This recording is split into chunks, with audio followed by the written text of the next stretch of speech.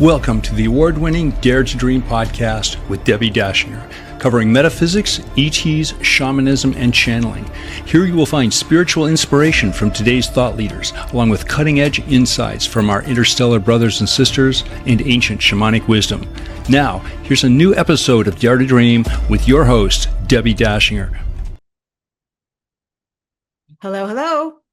Welcome to this episode of Dare to Dream. I'm Debbi, and I am thrilled today to introduce you to Sterling Mire. She's a renowned manifestation life coach, intuitive, and published author whose AOM system has transformed lives around the world. So if you've ever wondered how to truly manifest your dreams, you'll want to stay tuned for this conversation. Dare to Dream podcast won 3 Talk Radio Positive Change Awards, the COVR Award for Best Podcast. Welt magazine named Dare to Dream one of the top 20 best podcasts to listen to this year, and it is high ranking in Apple Podcasts. You can find us on all the video platforms, Spotify, Rumble, YouTube, and you can find us on all the major podcast platforms, plus BBS Radio. The show is sponsored by Dr. Dane here and Access Consciousness. They do energy work out into the world. So if you'd like to become a facilitator or take one of their classes, go to drdanehere, HEER.com. If you'd like to unlock your cosmic potential and get a phenomenal free starseed video and report for an engaging exploration that investigates many starseed species in depth, you can learn your galactic origins. Go to debbidachinger.com/starseed. Discover your star lineage and your celestial ancestry now. That's DEBBIDACHINGER.com/starseed. And finally, if you'd like to see me on Gaia TV, my latest interview with George Noory, please do so. I love the support and I love the feedback. People are really enjoying this year's interview on Gaia. Plus, then they're going back and watching last year's interview with Gaia, completely different conversation. So if you'd like to check it out, please do so. Gaia is an amazing platform. And just in case you don't have a subscription, let me gift you with a free 1-week Gaia platform subscription. Just go to debbidachinger.com/Gaia and sign up. That's debbidachinger.com/GAIA. As many of you know, because you've been joining me, I do these monthly shamanic offerings. There are healings, rituals, ceremonies. I'm getting profound also testimonies from that. People are saying past lives were clearing up, ancestry clearing up, amazing things, getting a home they wanted, a career. I mean, these are big, big, big. And so if you're ready to do the deep work, the healing, and it's also quite beautiful and relaxing, join us. If you're signed up on my website, if you get my newsletters, you will be first on the forefront for knowing when the next one rolls out, which I think is in about 2 weeks. So definitely sign up. And I have many events that I'm speaking at through, well, this year I'll tell you about a little later, and all of next year, but I want to tell you about one of them right up front because people are starting to book their cabins. Yes, I am speaking on another cruise, March 2026. Oh, we're going to Greece and Turkey. I'm so excited. So this is a mystery school cruise. Greatest names are speaking on this cruise. You will absolutely love, love, love this experience. Last year was amazing. And so be sure to sign up. First of all, there are specials right now. Second of all, there's a bring your friend or your partner or your family. So you'll get a special rate there too. And we don't know, and this is truth, we don't know when the cruise line raises the prices. So now is the time to get your tickets, your cabin. Unbelievable experience. I've never been to either country, and I'm so ready for this. We're going to have experts take us to all these sites, including Delphi, and tell us and take us through a mystery school experience. So you want to go to Mystery School at Sea, SEA, like the ocean, mysteryschoolatsea.com. And Mystery School at Sea, when you're filling out the form, you must fill out a referral. It's a must box. Make sure to put my name, Debbi Dachinger, just click on my name as you go through to fill out. I think all you need is a deposit to reserve it. And so all the links are going to be in the show notes for today. Well, on to the show. My guest today, Sterling Mire, has over 20 years of experience in manifestation. See, you can manifest the mystery school at sea cruise. She's also an expert in life coaching and psychology. Sterling spent years attempting to achieve lasting success and happiness using techniques from renowned leaders until she turned setbacks and challenges into breakthroughs. And this journey led her to the creation of her signature art of manifestation, the AOM system, an all encompassing, foolproof practice designed to help individuals master the manifestation process easily and powerfully. Sterling's prestigious clientele includes industry giants like Google, People Magazine, E Entertainment, OK Magazine, In Style Magazine, Entertainment Weekly, A-list celebrities, Hyatt and Hilton hotels. To learn more, go to the AOMsystem.com. And I welcome Sterling Mire to Dare to Dream. It is so great to have you. Thank you so much for having me, Debbie. I'm excited to be here. And yeah, thank you. I love this subject. I really do. And it's interesting that you had a history of learning from people, but hitting dead ends, getting frustrated. And I think as many people who are watching or listening to us also know, and I have so much gratitude for the book, the movie, The Secret, a lot of gratitude because it opened a conversation into metaphysics that was destined to happen in a mainstream way. And at the same time, it also created a lot of frustration. Like, I'm doing vision boards, I'm thinking, I'm affirming, and oof. So, talk about that, what your experience is, and what your clients' experiences have been about not manifesting when they actually have good intentions and good hearts. Yeah, I mean, good intentions are fantastic. I know about good intentions because I lived so much of my life with that. And I had this like sentence that I had given myself that I didn't know about when I was about 10 years old, when I had this like wicked stepfather kind of enter into my life. And that's when I gave myself this sentence that changed my life, not for the better. And that sentence was, I'm a good person. I have good intentions. Why are these bad things happening to me? Mm. Right. And that it wasn't until I identified where and how I created that sentence. It wasn't until then that, that was my life. That was my life experience. Once I identified it and applied the tools that I had created, I could transform it immediately. And when I did, I never had that sentence or experience pop up for me again. So I understand when people are really trying. I mean, that was me at 16 reading Psycho-Cybernetics by Dr. Maxwell Maltz. And I'm like, I've literally, I know it's kind of funny now, but I was looking at the back of the book and I'm like, oh, I can't do it. I love these stories and it's so promising, but I can't like access it for myself or experience it.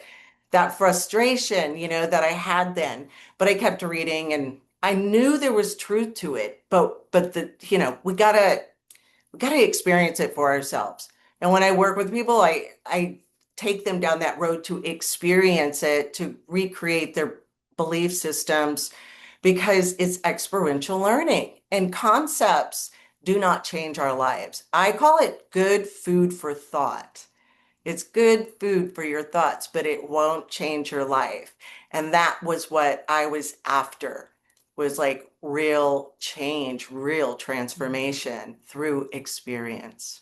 Yeah, absolutely. And then because you've worked with these celebrities and these huge top corporations, are there universal patterns that you see with people who are struggling to manifest their dreams? What are those? Well, first of all, having worked with so many people and so many diverse lives and all of that topical stuff, if you will, is very different. But the baseline, the bottom line that is our humanity is that we're all seeking success and happiness in our lives. So we have that in common. And we are using information, especially in the Western culture, information that's been drilled into us that's not only inaccurate, it's like backwards. So it's no wonder people get confused about how to attain their goals and things like that. They don't have the correct tools or the knowledge of the roadmap to get them there. So that's the common thing that I have found amongst everybody is that everybody ultimately wants the same thing, even though everybody's lives are very different. Mm. You often talk about the vibrational timeline that we operate on. Can you explain what does that mean, vibrational timeline? And how can people actually shift timelines in real life? So it sounds like you're talking about, we talked a little bit about like third and fourth and fifth dimension. And these like kind of, I call them kind of like portals. In other words, it's like when I was before I was doing this work or the AOM system, I realized that there was these like extremes, right? It's like everybody tries, I'm going to try this over here. This isn't working. Okay, so now I'm going to go to the other extreme. Try that. That's not working. And then it was like through the work that I realized that there's this like, I call it like this third portal in the center I never even knew existed. And so when we're talking about these dimensions and timelines as well, that third dimension can be defined by like it's very ego-centered, it's very identity conscious. Decisions are made out of fear or comparison or status or survival needs. That's how we make a lot of our decisions in the third dimension. It's material focus, like success is measured by external achievements like money or possessions, appearance, and our power. Linear time perception, where time feels very limited and very fixed when it's actually very malleable. And I've got some extraordinary stories about that. Reactive living is just responding to automatic. Uh, you know, it's based on our past experiences versus what could be. It's based on our programming, or the society's expectations of us. And then you have like separation mentality where we individuals can feel very disconnected from others, and even nature, and of course their higher selves. So that's what the third dimension is all about. But there's been this awakening, as you know, hosting this beautiful show and everything, that people are starting to awaken. They're starting to tap into that fourth dimensional living, which is an awakening consciousness. It's where we shift from the ego to more of an observer, where we start asking questions and we start questioning those old beliefs and the systems that have been put in place. The inner conflict between that third dimensional patterns and the desire to evolve and live more consciously. It's like this little back and forth motion that we do. We realize that time is fluid. We understand that time is not rigid, that synchronicities and manifestation windows, they just become more noticeable. We become more sensitized to it. And we get in touch with our own personal empowerment. We start to look for different modes of healing, for, manifesting. We start focusing on mindset work, and deprogramming so that, that can take root. That which is all within, that awakening. What is the truth? How are our beliefs affecting us? How can we rewire them? So there's that aspect, but I think also this is really had us break through to that search for meaning in life. What is meaningful? What's our purpose in life? Why am I here? And getting just beyond that surface reality. And then, of course, manifesting this intentional creation where we realize that we can experiment with these tools or these, spiritual tools. How do we shape our lives? How do we create it? The manifestation conversation. And then, of course, there's like fifth dimensional, which is, really interesting because um, fifth dimensional is something I think that's going to be sought after. It's going to be a curiosity for people to explore because this is where there's unity consciousness.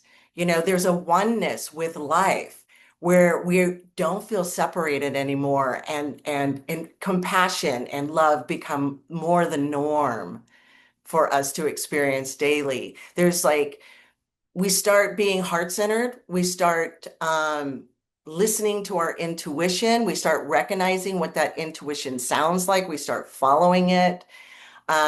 We replace fear with intuition.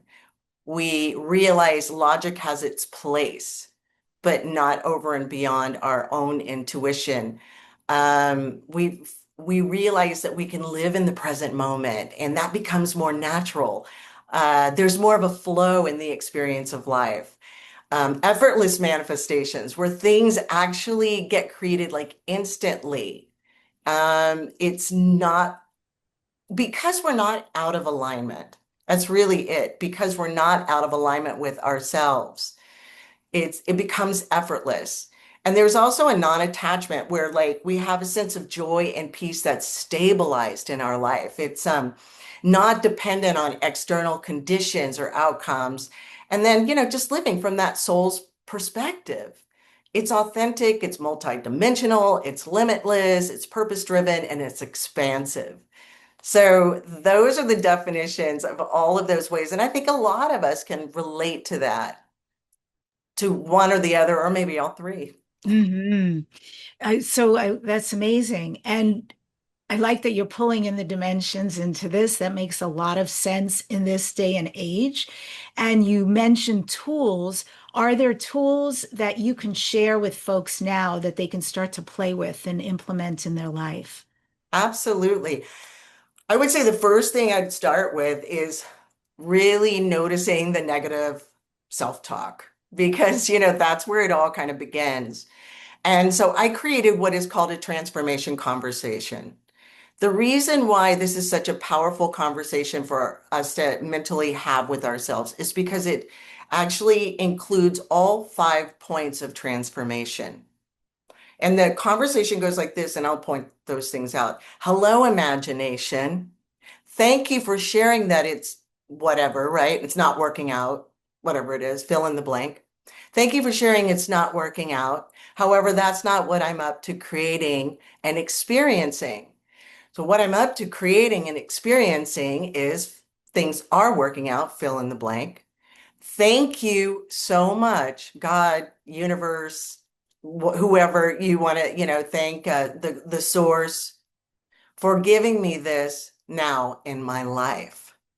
Now, the 5 points that are so powerful about it, and we have to connect to this, and we've got to use the whole transformation conversation for it to really have a powerful transformation effect.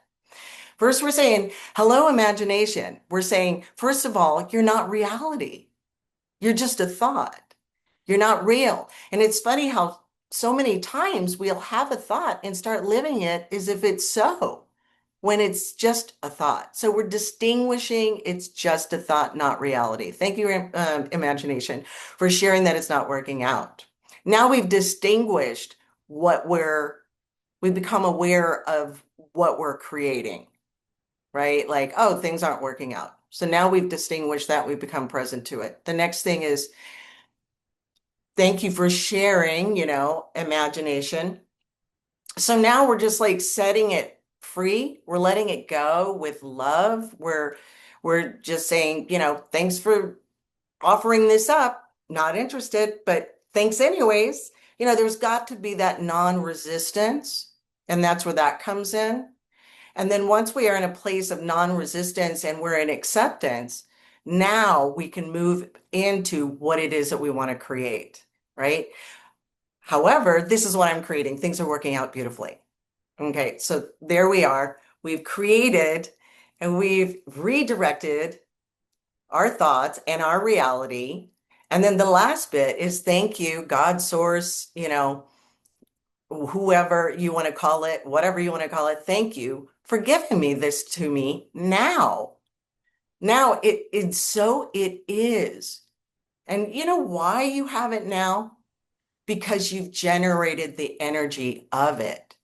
And that energy will materialize. So it's already here, just in a different form, in an energetic form versus a physical one. It's much like when a woman's going to, have a baby, right? It's already there. It's just not in the final form of when you're there touching it, kissing it, holding it, but it's still there. And the creative process is the same everywhere, whether it's in nature and planting seeds, or whether it's with us, or whether it's like, again, the creative ability to have the baby, for instance. So that's a transformation conversation.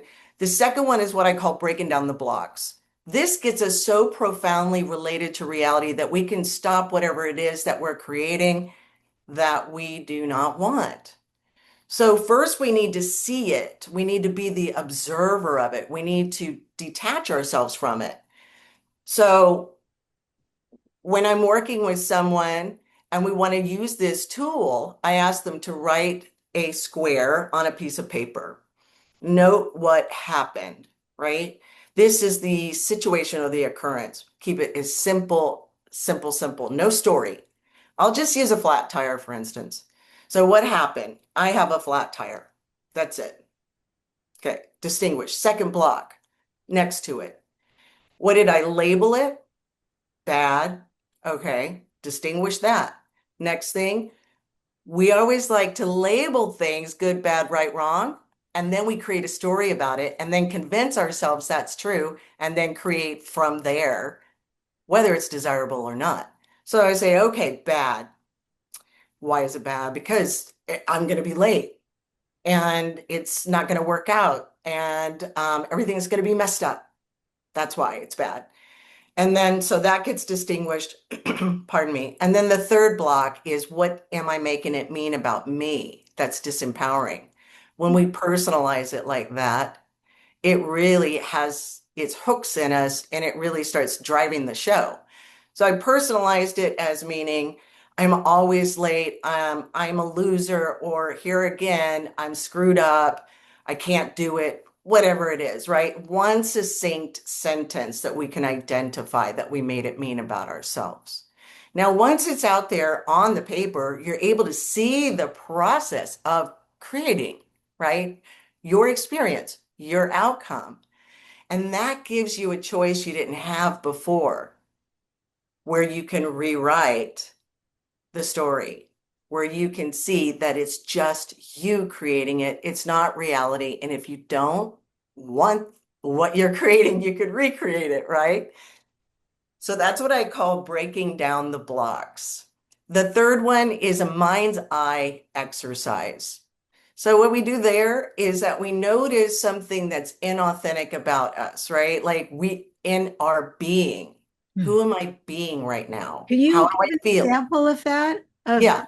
How do I feel? Like, so you're checking in with yourself. You're like, I feel stressed. I feel frustrated.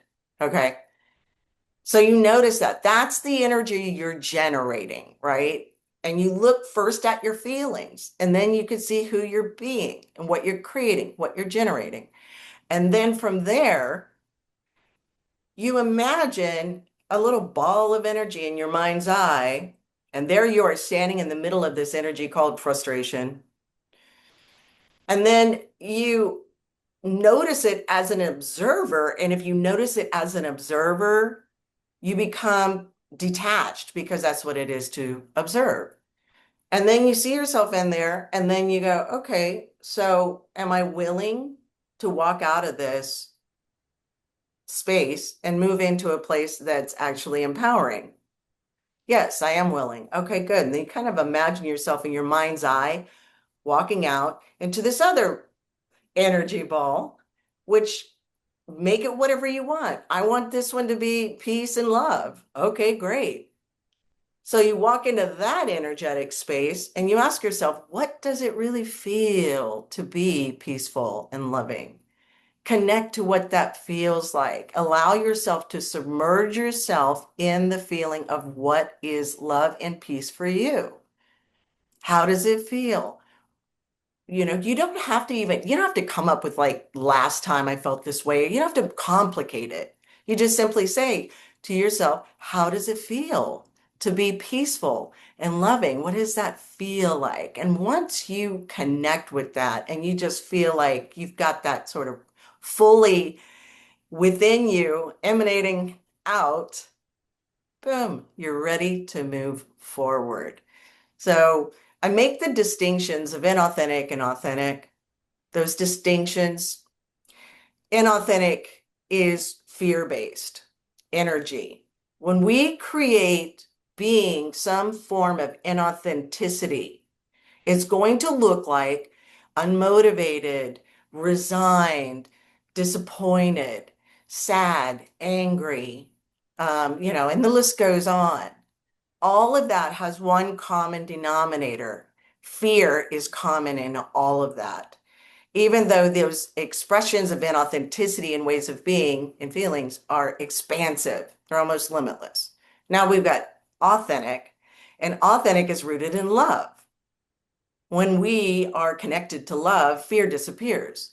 When we're connected to love, which is that we use that energy source, now we can create being happy, optimistic, joyful, loving, generous, peaceful. The list goes on and on, and excited, calm, different expressions. But when you're feeling excited or calm, you feel that love energy that it got created from. So that I make those two distinctions. And this really raises the awareness around who we're being, what we're feeling. And when we have that awareness and you have the tools, then you can transform it. You're not stuck. You're not limited. You just transform it. And there you have it. Now you're on the right path, and and you're going to be experiencing the things that you want. You're going to be materializing and manifesting the things that you want. Because we're always manifesting all the time. We're always creating, right? It's not like a yoga class where I'm doing yoga now. Now I'm not, it's not like that. We're always doing it, which is why I'm passionate about this work, because isn't it the most important thing we should learn in Mm, life? Because we wow. can't opt out of it. We So can't choose not true. to do it. Even if we're meditating on a beach, we're still creating and experiencing it. Because life fundamentally, Debbie, is just a series of creations and experiences. Mm. We create something, we experience what we created. We create something, we experience what we created. We have an outcome, we have an experience. And that's all that life is, boiled down to the most fundamental levels. Mm. Thank you. I took notes for that. That was a great process from transformation conversation down to the square, down to the mind's eye, inauthentic, authentic. So, this is something I am definitely going to try out. I think that's very interesting. I love how it ends up with these balls being immersed in actually what you are creating and generating. And most of us are going to go, no, not what I prefer. And then to think of something contrary. And I don't know if miraculous would work, but that's what came up for me when I thought about creating the second ball. I'd love to just be in a ball in the space of miracles, of magic. Yeah, you can. Okay, You goody. can. You can create anything you want. Absolutely. Magic and miracles. That's my sign off. Because, yeah, you can absolutely live in that realm, which I call that really 5D living, you know, Yeah. In the flow instant of what is manifestation. really available to us, the limitlessness. and, beyond potentiality. And what I was also thinking when I was listening to you, Sterling, taking all of this great information and putting it into a form we could use is like, ooh, tell me a story. What kind of stories do you have? I'd love to hear one about you. If you can break it down, explain what it was, how you went through this process, and then also a story about a client that you worked with, so we can really see this and visualize it. Yeah, absolutely. You're talking about success stories of using the system and applying it. Is that what you're referring to? Yeah, exactly. Okay. Okay, good. So I like to, I have so many personal manifestation stories that are just truly mind-blowing and ah, it's hard to choose. It really is. But the one I think I'm going to share with you is special. And here's why. Because it was the first experiment that I conducted from a place of limitless and no influence from past experiences, really creating from nothing and limitlessness, right? So there I was, good gosh, 20 something years ago. And I'm like, all right, I'm going to do this because this is what I understand to be true. And I need to experience it personally. I need to have that experience to really believe it. So I needed a car. And the first thing I thought of, because my car was going kaput, and the first thing I thought of is, I just need one that's reliable, that I can rely on, because the one I had was so, unpredictable and everything. And so that was the first thought. Just give me something that is going to work. And then I thought, no, wait a minute. Is that what you really, really want? And I said, well, n no, I guess not. What, what do you really want? And I said, well, I've always wanted a convertible when I was a little kid, never had one. So I was like, all right, that's what you're creating, right? All right, you're going to create, what else do you want? And I wrote this down and I was very clear about the details I needed to include and the details that were not important to include to allow the universe to be flexible. So I said, I don't care about the maker model. I'm open to any kind of maker model. But okay, convertible, I love music. I would love to have six speakers, and really great sound in my car. I also wanted to have four seats because I want to be able to have people, in my car, not just a little two-seater.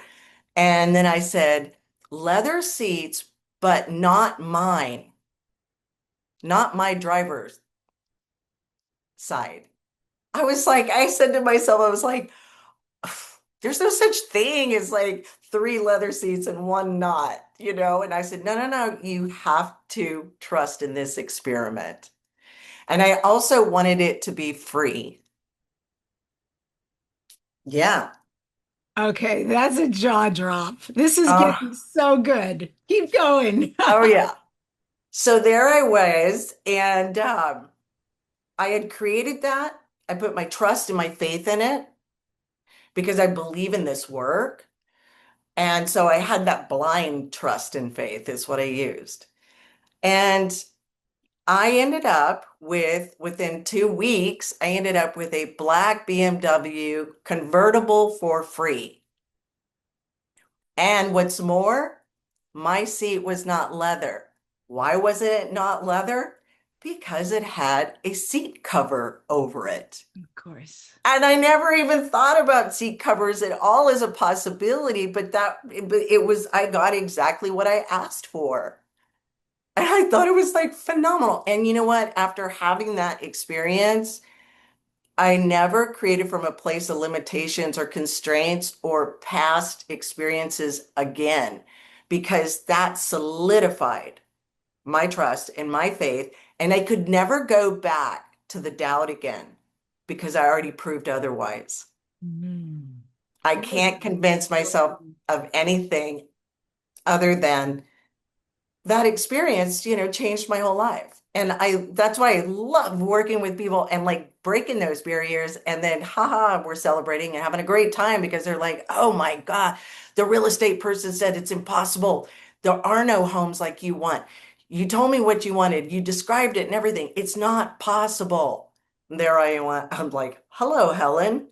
Yeah, she goes, it's possible. I did it. I did it. I created exactly what I wanted, even though everybody said, no, it's not possible. And Oh I'm my like, God. That's so great. I have a similar story also from a long time ago, and I fell in love with a Lexus sports car, and I think it's an L450.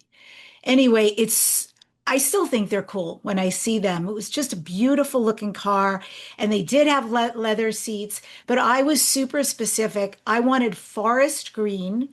I wanted wood dashboard, which is not typically a Lexus thing. There were so many things, and I went to a dealership and I told them, "Gosh, do you have a car like this?" Because it was a Lexus dealership, and they looked at me and they said, cars typically come in black, navy, white, gray. Forest green, no, we've never seen that particular model or any of the Lexuses come in forest green, and then the wood panels. And they said, I don't think you'll find it. Can we show you something else on the lot? I said, no, I'm pretty clear what I want. I went home, and a week later, the phone rang, and it was the dealership saying, "You're not going to believe this, but a man just came in with a forest green Lexus sport car with wood interior, and he wants to find out if we know of somebody who might want to buy it." I was like, high five, universe. So, wow. yes, we can break those barriers. And so this real estate story, is there another Oh, client? yeah, yeah. There's a great story. I have a lot of great stories with clients, but this one I find so really funny, and you'll see why. So this gentleman comes in, contacts me and says, "Hey, I am shattered. My life is in tatters. My fiance left me. She would not tell me why. That's gone from my life. I have no career. I have nothing in my life. Can you please like put me back together again? Basically, can you help me?" And so here's the thing that is so crazy about it. He was an aspiring, had a dream to be a musician, like a studio musician. He could play all kinds of instruments, things like that. That was his dream, but nothing was going on with that. Within 2 weeks, he was assigned to be Rihanna's Oh, side songwriter and musician, her collaborator. And he lived in the studio in Malibu because they worked so much within 2 weeks. And we talked about it. I said, was this in the works or something? No, completely out of the blue. And I said, can you explain to me how it happened? And he totally told me everything about the system. He goes, well, I did this and this and this. And I truly believe that's how it happened because that's what I did. And I'm such a different person than I was before. And I know that that had everything to do with it. My transformation, happened to this situation. And that's how I created it. We had this long conversation about it. It was extraordinary. And he said that the producer would come in and say, like, I've never, this is magic. Like what you just did, like, I've never seen anything like it before. He had all these magical stories to share with me. He had a lot of breakthroughs, okay? And this is the funniest part. After 30 days, we always review the progress reports of the transformation, the results, the whole thing, like what has happened in the last 30 days. All of it gets documented for their journey. And it took him an hour and a half just to tell me all the changes in his life that were positive. An hour and a half. That's how much he had to share. So I documented all of that and I said, is there anything else? He said, no. I said, are you sure? He goes, yeah. I said, what about that broken heart? He goes, oh, I totally forgot about that. It feels like that was a million years ago. I totally forgot about it. And I said, that was just 30 days ago. Talk about time. We were talking about time before. And it's like, how can you forget about something so traumatic that was just 30 days ago? But he did. But it was through this work because he had just catapulted himself into that future that it was like light years away, his old reality. And I love that. I love that too. And I love that for him. And I'm sure all this time later, he does get the girl, whomever Oh she no, may be in the he future. did. He absolutely did in the house, and he's won multiple Grammy Awards. Um, from that there on out, we stay in touch. And so, yeah, absolutely. Got the girl, got everything. He created his own business, he's been thriving ever since. Oh, bravo. I love that. Is there something that everybody can do? Is there like a daily practice that you think is essential that we all do to keep us aligned on this miracle path, this manifesting path? There are things I can share with you, yes. But one thing, and the tools that I already shared are really great. But one thing I really want to emphasize that a lot of people don't emphasize enough when it comes to manifesting. They jump right into, do a vision board and write out what you want and things like that. You might get lucky doing that, but you're going to have another hiccup. You're going to have, the past is still trailing behind you. So it's so important to neutralize the energy from past traumas, disappointments, whatever it is, right? It's so important to do that, to heal that.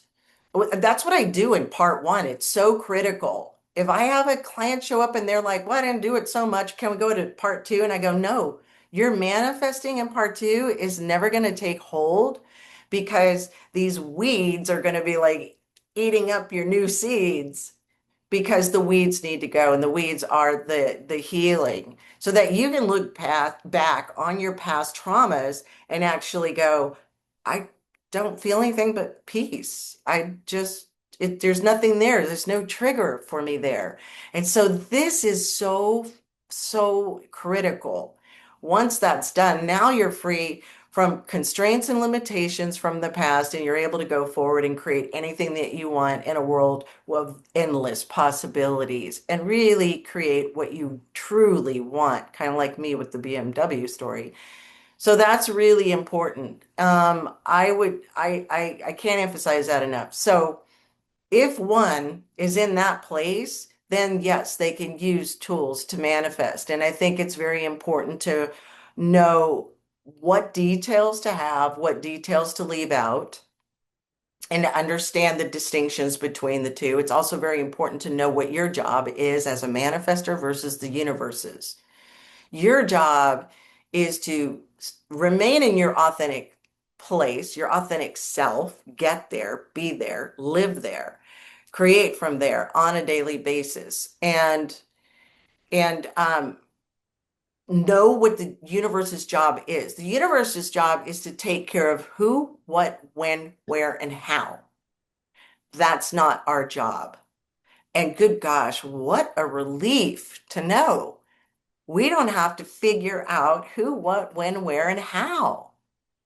Beautiful. And Hmm. it's so true. All we have to do is generate that energy of living as if it's so, asking ourselves, here's like what you're, asking me about. Live as if it's so by really submerging ourselves in the reality of it. What does it feel like? What is a slice of life in that world, I'm creating for myself, right? What does it feel like? How do I feel different? What would I do differently? Oh my God, I noticed I would be really motivated. I would, have no problems going to the gym. I have no problems like going out and having a good time. I would just be so free and carefree, and I'd be just, thinking to myself, God, I love my life. This is amazing. Whatever it is, right?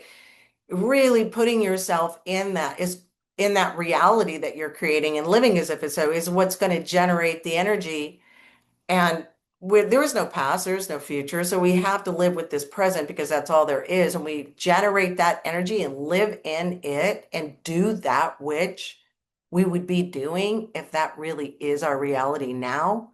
This is so essential. This is absolutely essential. Um, and then, also knowing how much what to focus on and generate the energy of, right? like we were talking about, generating the energy, living as if it's so, and then letting it go. I call it let it go, let it flow, and let it grow. I saw a little clip I'm just recently actually on Marlon Brando, and it was just a clip on YouTube, and someone was asking him what was the breakthrough moment? How did he said, I really, really struggled. I struggled to carve out a career for myself in the movies as an actor. And then he said, but the moment I let it go, everything happened for me. It's all inside of letting it go. But then the next question is, how much do I let it go? Or did I let it go too much? You know, but here's how you test that. I let it go, right? However, if I had an opportunity for what it is that I want, would I become resigned, indifferent, apathetic, not interested? No, I would be excited about it. Right? So if we let it go too much, we're going to have become resigned. That's letting it go too much. Is when we go, I'm sick of this, I'm fed up, I don't want it, you know, I'm done with it. So we're not generating the energy anymore. We need to find that balance of focus and letting it go. Yeah. Yeah. It has its own frequency, doesn't it? Yes. I have seen this in my life where there's so much that occurs effortlessly, where other people, my friends, people I'm connected with, will say, how do you do that? And it literally is effortless. It just happens. And I don't understand why I attract those things, opportunities, but they're beautiful. And there is that space you're talking about. Now, this is organic manifesting, not the kind of process you're talking about, which I think is very important because I imagine for most people, there are pockets where we just do what we do and it happens. And then there are those places and spaces, whatever happened with the beliefs, with the past experiences, with the past lives, who knows, right? Or your lineage that's got passed down that says this can't happen for our people, or our people are always alcoholics, or our people are always put against or made slaves, or there's so much stuff that comes into who we be that we have to sift through. So there's a pocket of what we manifest organically, and then this pocket of, okay, take these steps so you can clean this up. Do you think that's like a miracle code, like a destiny blueprint, or some kind of frequency that we can access? I do. I mean, I call it the sweet spot. When we find that sweet spot, and we access it through acceptance, but we must know the distinctions between acceptance and agreement. So we can accept something as it is, right? No resistance. And then from that place, we can create something else that we want. That's where, like, there's not agreement there, right? There's not agreement. Like, you're not being like accepting, like, okay, if that's the way it is, I'm agreeing to that now. Okay. It's not that. It's accepting it and saying, okay, I accept this, zero resistance. And here's what I'm creating in the face of the circumstance. I had that happen with a law case that I was involved in, which was so life-changing because even though it was like a car accident, where I had to have like soft tissue and, alignments in my spine, things like that. Nothing too devastating. However, I needed to take care of this. And when I went to court, to ask for those rehabilitation sessions to be covered, I had the most like jaded judge. He goes, "How did you like Club Med?" And I'm like, "That wasn't Club Med rehab." Oh God. I was like, man, this guy is really jaded. And so he ended up awarding me only a portion of the medical bill, which was not, in my opinion, what there, should have been. And so when I thought I really want to go back and appeal this, and I hadn't had any experience with courts or anything like that, so I didn't know a lot about it. But when I went to the courthouse to file for an appeal, the clerk told me, you can't, you won, you can't, you won. And she kept pulling down law books and everything. She's like, no, but you can't, and all this, right? I kept getting her. I kept accepting her. I did not resist and I didn't dismiss her and I didn't try to change things through brute force or anything. I calmly just said, yes, I get that and thank you so much. I'd like to file an appeal. And this kind of went back and forth. And boom, just like that, she suddenly everything changed. And she went, okay, I'll file the appeal under such and such. And I was like, okay. So that was an extraordinary, I can tell you exactly why, because there was no resistance. And that was an extraordinary experience, which changed my life. And what's even more is that I ended up getting awarded a court date. So somebody else who had to okay it, right, was also involved. And that energy transferred to that person who had to accept and grant me this new court date. Wow, that's fascinating how energy really does transfer. And so when I called the insurance company, I said, it looks like we're going back into court. And they said, how much do you want? Let's not. How much do you want? And so I got the full amount for the medical bills and it was amazing. But, and that's great that that happened. But what was so much more meaningful to me was how it happened Mhm. and understanding energy and understanding manifesting and understanding the recipe for doing so. That was what was the most cherished thing about the whole situation. Um, the mastery and manifesting is really important. And so, I teach that, and people learn the mastery through creating the perfect day, right? This keeps them on track. They create the perfect day, almost like a reverse diary. At the end of the day, you write in your diary, this is what happened, this is how I felt about it, da da da da da da da, and you're recording everything.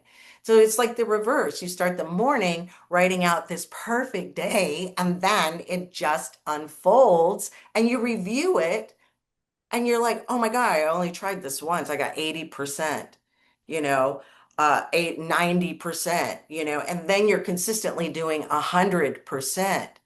But there's like in the review that you do, you're able to connect the dots. How did I create this? How did I not create this? How did I create this? That's the mastery. That's where the mastery comes from, is understanding that. And now you understand the recipe. Now you understand how to duplicate it so you can just manifest what you want, not what you don't want, Mm. you know, because that was me before, this journey in my young life. I sat there going, how come these good things happen, these not so good things happen, and they're out of balance? There's so few good, there's a lot of bad. This is not what I want. This is not what I want. So I was just dead set on finding that special recipe for manifesting the things that I wanted, and I love sharing this work. And like I said, I can't imagine anything really more important. It's our birthright.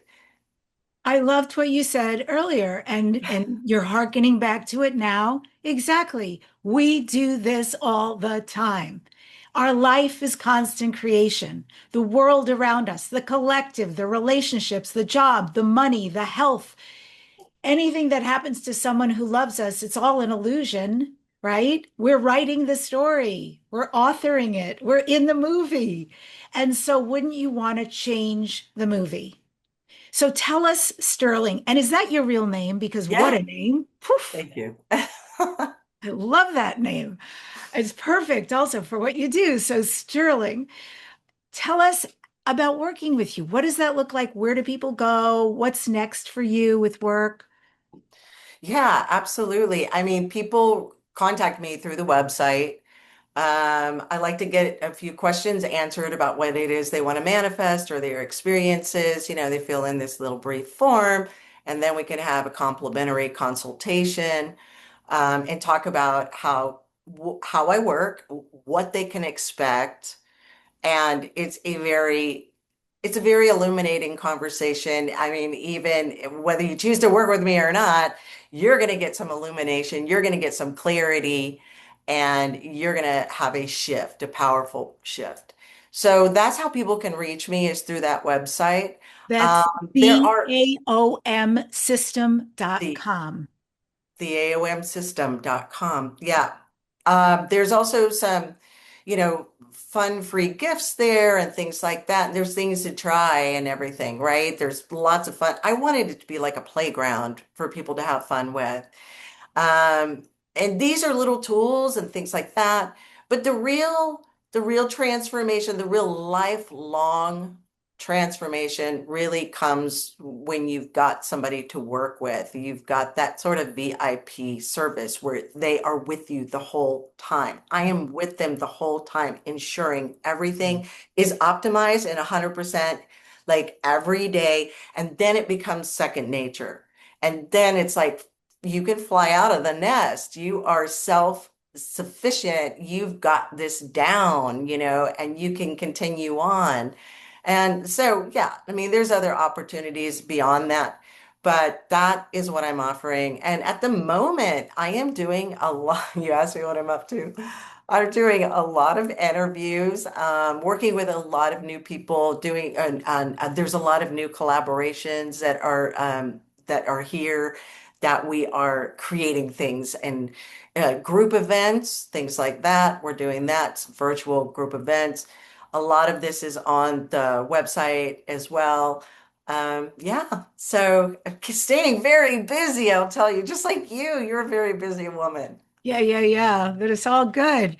And so this is Dare to Dream. Sterling Mire, what do you next dare to dream? What do you next dare to manifest? I am creating, that's a great question. Mm. Having done this work so long, I am creating expansion and depth in my work, this growth, if you will, and it's just what I call it, expansion in depth. So it's all the projects I'm working on, connecting with more people, transforming more lives, offering more things to help people. This is why I jump out of bed every day. This is what I love, is helping people transform their lives. And I know that there's a lot of challenges in the world and things like that, but my vision is that this doesn't have to be, this is so optional. And that's my mission in life. That's my purpose in life. And if it has anything to do with transforming other people's lives, that's what I want to be doing every day, all the time. The rest is, cherry on the cake. The rest is just wonderful to enjoy, whatever that is. I love it all. But yeah, that's the centerpiece of my life. Thank you for coming on the show today. I really appreciate you. Thank you. I really appreciate being here. It's been a really fun conversation, and I've loved every minute of it. Me too. I think folks are going to get a lot out of this, and hopefully, you took copious notes like I did. And I end today's show with this quote from Sterling Mire. The moment you stop asking if it's possible and start knowing it is, the universe rearranges itself in your favor. Miracles aren't the exception, they're your birthright. Subscribe to this #1 transformation conversation, Dare to Dream with Debbi Dachinger. Leave a comment and share. I read them all, and you help the show. The more you like, subscribe, and share. Next week on the podcast, I'm featuring Richard Lawrence. For those of you who know this person, he was a student of Dr. George King, and today he's the executive secretary of the Aetherius Society for Europe. I am excited to talk to him. Thanks again for joining us. What it is that you're going to manifest. I wonder, and I can't wait to hear how you do using what we learned today.